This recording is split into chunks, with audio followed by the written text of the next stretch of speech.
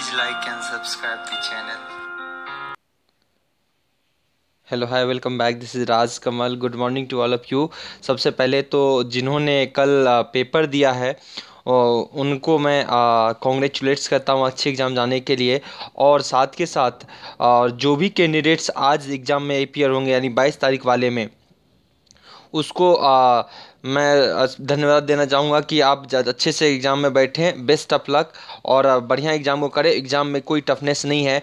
तो मैं यहाँ पे डिस्कस कर रहा हूँ कि 21 तारीख को जो एग्ज़ाम में पूछे गए हैं, 21/1/2019 कल जो पूछे गए कुछ क्वेश्चंस हैं, तो उस क्वेश्चंस को मैं डिस्कस यहाँ पे करना चाहता हूँ कि किस टाइप से क्वेश्चंस हैं, जिन्होंने बच्चों ने बताया है कि किस टाइप के क्वेश्चन पूछे गए हैं।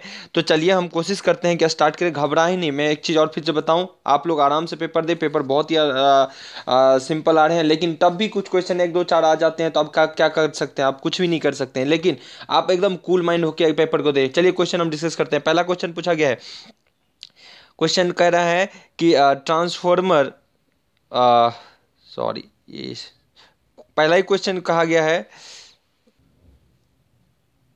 कह रहा है कि ट्रांसफॉर्मर में विदर का कार्य क्या होता है। तो आप ही बताएं, ट्रांसफॉर्मर में विदर का कार्य क्या होता है? टू एब्जॉर्ब दी क्या किसको एब्जॉर्ब करता है?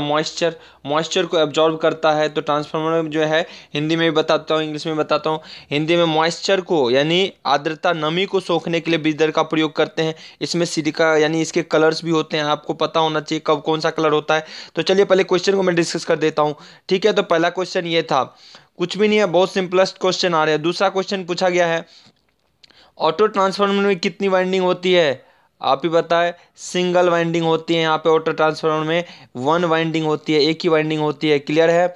दूसरा क्वेश्चन पूछा गया है, यूनिवर्सल गेट कौन से होते हैं? बताइए। आपके पास दो यूनिवर्सल गेट होते हैं। यूनिवर्सल गेट से कोई भी लॉजिक गेट से गेट आप बना सकते हैं। तो यूनिवर्सल गेट कौन कौन से होते हैं? एक होता है नेंड एंड दूसरा कौन सा होता है? नोर। इन दोनों की मदद से कोई भी लॉजिक गेट का निर्माण किया जा सकता है। तो बहुत ही सिंपल क्वेश्चन है। चलिए आगे देखते हैं क्वेश्चन और क्या दिया गया है। क्वेश्चन आगे पूछा गया है आपसे, लेथ मशीन में कौन से मोटर का प्रयोग किया जाता है? तो ये लेथ मशीन में डीसी शंट मोटर का प्रयोग, DC shunt motor, constant speed motor का उपयोग किया जाता है। ध्यान रहे, ये इलेक्ट्रीशियन ट्रेड वालों के लिए है। ठीक है। नेक्स्ट क्वेश्चन पूछा गया है, परमेबिलिटी की इकाई क्या होती है? परमेबिलिटी की यूनिट क्या होती है? हेनरी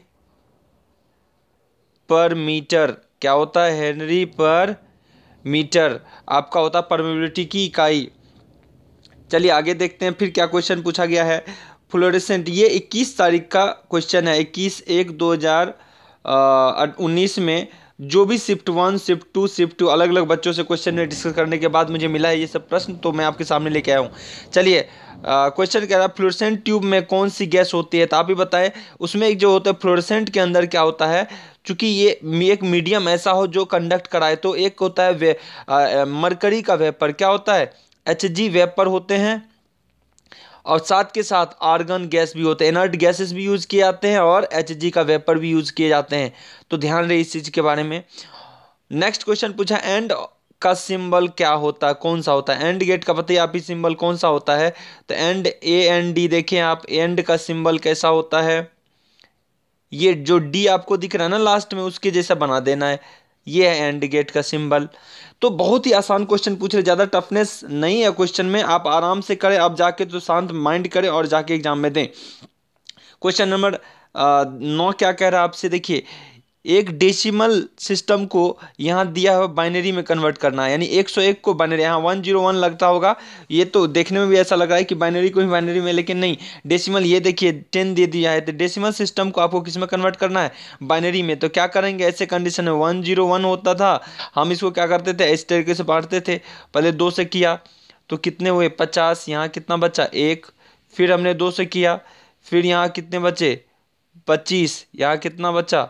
0। फिर हमने 2 से किया, यहाँ कितना हुआ? 12। यहाँ कितने बचे? 1।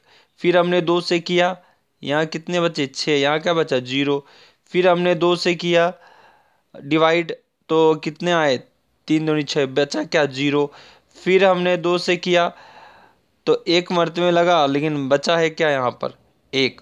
तो यहाँ से लिखना शुरू कर देंगे हम, बस यही है 11000101, ये है बाइनरी का हमारा राइट आंसर।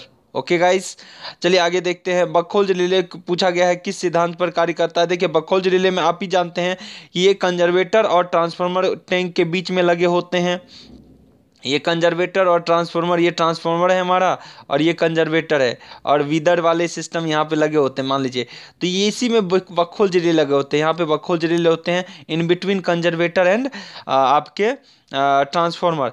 तो ये किस सिद्धांत पे, यहाँ से गैस जो बॉयल्स बबल्स होता है, प्रेशर बनते हैं, तो प्रेशर से यहाँ पे क्या होता है, प्रेशर निकलता रिलीज होता है, एक प्रेशर जाता है और वही ट्रिपिंग कराने का काम करता है जब ट्रांसफार्मर बहुत हीट होता है। तो बखोल्ज रिले किस प्रिंसिपल पे काम करेगा, गैसियस एलिमेंट पे काम करता है, प्रेशर पे काम करता है। ये इलेक्ट्रिकल और मैकेनिकल दोनों युक्ति है, ठीक है ना। तो बखोल्ज रिले से क्वेश्चन आए हुए हैं। नेक्स्ट क्वेश्चन पूछा गया, देखिए क्या है। रेजिस्टिविटी की इकाई बहुत ही सिंपल, ये तो नॉर्मल आप फिजिक्स में भी पढ़ लेते हैं। रेजिस्टिविटी की इकाई क्या होती है, आर का फॉर्मूला ये रहा, रो एल बाय ए। अब बताइए यहाँ से रेजिस्टिविटी रो ही तो है, इसको निकालते हैं आर ए बाय, ये सारे क्वेश्चन मैंने डिस्कस किया हुआ था। अगर किसी को डाउट लगे तो आप क्वेश्चन देखें, सब क्वेश्चन मैंने डिस्कस किया हुआ था। Ohm metre square divided by metre, metre metre cancel, और तो क्या बचा, ओम मीटर, ये इसकी इकाई होगी। चलिए क्वेश्चन नंबर 12 क्या कह रहा है, देखिए। कैलकुलेट पावर, जहाँ हाँ पावर से रिलेटेड भी क्वेश्चन पूछे गए हैं। कहा गया है कि 3 एम्पियर करंट है और इतना प्रतिरोध है गुजरता है, तो क्या पावर होगी। तो P equal to I square into R. R ये आपका करंट कितना है, 3 का स्क्वायर कितना 9 इंटू प्रतिरोध कितना 0.5, तो क्या इतना हो गया 4.5 वाट। कुछ भी नहीं है, बहुत ही सिंपल क्वेश्चन आ रहे हैं, आप बस स्थिर माइंड को करने के सॉल्व करने हैं। क्वेश्चन नेक्स्ट पूछा गया, देखिए क्या है। धारा किससे मापी जाती है। तो इसमें तो ये भी फिजिक्स के क्वेश्चन है, तो इलेक्ट्रिसिटी का तो कहीं है ही नहीं है, तो आपको फिजिक्स में भी काम आता है। बहुत सिंपल, एम्पियर्स, एम्पियर इकाई होती है। तो मापा किससे जाता है, आमीटर से। किससे मापा जाता है, आमीटर से मापा जाता है। चलिए नेक्स्ट को बोला गया प्रतिरोध क्या होगा जबकि लंबाई और उसके एरिया को दोगुना कर दी जाए। तो बताइए, यही आर रो बराबर एल बाय ए, यही फॉर्मूला है स्टैंडर्ड। अगर क्या बोला गया प्रतिरोध क्या होगा, नया प्रतिरोध, ये आर नया क्या होगा, आर न्यू, जब इसको भी दोगुना कर दूं और इसको भी दोगुना, तो बताइए चेंज होगा क्या, कोई नहीं, प्रतिरोध वही रह जाएगा, समान प्रतिरोध रह जाएगा। तो ये आपके कुछ इस टाइप के क्वेश्चन थे जो अभी फ्रिक्वेंट पूछे गए हैं, और जैसे ही अपडेट्स मिलता है और भी क्वेश्चन का तो मैं उसको डिस्कस करता हूँ। याद रहे, इलेक्ट्रीशियन ट्रेड के लिए मैं अभी सारा कुछ डिस्कस कर रहा हूँ। Okay guys, best of luck. जिसको भी 22 का एग्ज़ाम है, 22 को एग्ज़ाम है और 23 को एग्ज़ाम है, ये सब, ये 1/2019 को जिसका भी एग्ज़ाम है, ये मतलब जनवरी 2019 में 22 और 23 वाले, मैं कोशिश करूंगा आप लोग जरूर क्वेश्चन को शेयर करें ताकि मैं और भी बच्चों को बेनिफिट पहुंचा पाऊं। Okay guys, best of luck, have a nice day. Thank you for watching us. Please like and subscribe it.